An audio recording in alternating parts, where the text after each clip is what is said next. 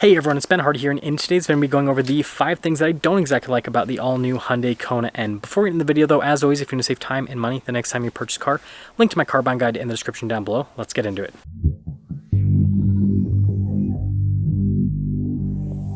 Now the first thing is the dual clutch automatic.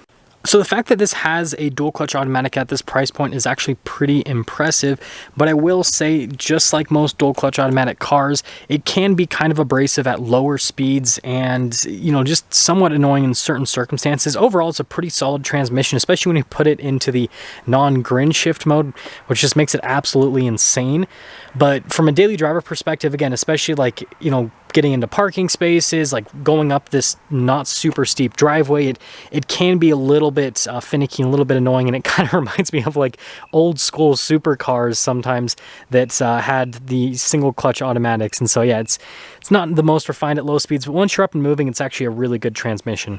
Number 2 is the ride quality. Now I understand that this is an N car, and so performance is really important for this car. That being said, you give up ride quality with the performance for this car. It is really rough. Like, I find myself slowing down a massive amount going over any sort of bumps or anything in this, even though it's an SUV technically, because the suspension is so firm. Even when you have it in the like comfort setting, it's still really firm, and when you have it in like the full-on like track setting, it's insanely firm. And so you basically have firm or insanely firm. That's the best way to put it. So not exactly the most comfortable daily drivable vehicle from a suspension standpoint.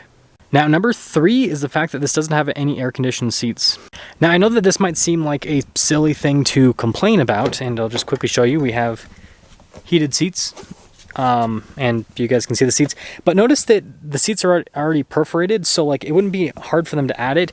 The reason I think they should add it is this car's already $35,000, which for all the performance you're getting is actually relatively a bargain. But the Kona is supposed to be like the more practical daily driver version, and so you'd think it would come with more luxury features. And on top of that, you can get like a Kia K5, right, same manufacturer, for like, what, $30,000 roughly, that has heated, cooled seats and a panoramic sunroof. Now, I don't think that I'd want a panoramic sunroof in this, because obviously that would mess up with the weight distribution in the car. But the point that I'm trying to make is, I think that that would make this feel like a better value, considering some of the other stuff that the car is lacking that we'll kind of talk about in this video. But yeah, let's move on. Number 4 is the fact that it's not all-wheel drive. Now, I think this is a massive missed opportunity for Hyundai. All of their N cars are front-wheel drive only, and let me tell you, they put down the power amazingly well because of the limited slip differential. Like, the engineering on these cars is absolutely fantastic. But they are marketing this as an SUV, and when people think SUV, they think all-wheel drive 4x4. They don't think front-wheel drive hot hatch, which is basically what this is. Like, this is essentially a lifted hot hatch. I think that this car actually would have sold better if Hyundai had literally just taken this wheel gap, shrunk it a little bit, right? Slammed this to the ground a little bit, and then just sold it as a hot hatch rather than an SUV. And so either give this all-wheel drive or lower it and don't call it an SUV. I think that one of those things needs to happen, because right now, this being a front-wheel drive SUV, it's just like, who's gonna buy it? Like, it's confusing to people. Number 5 is the fact that there's no manual.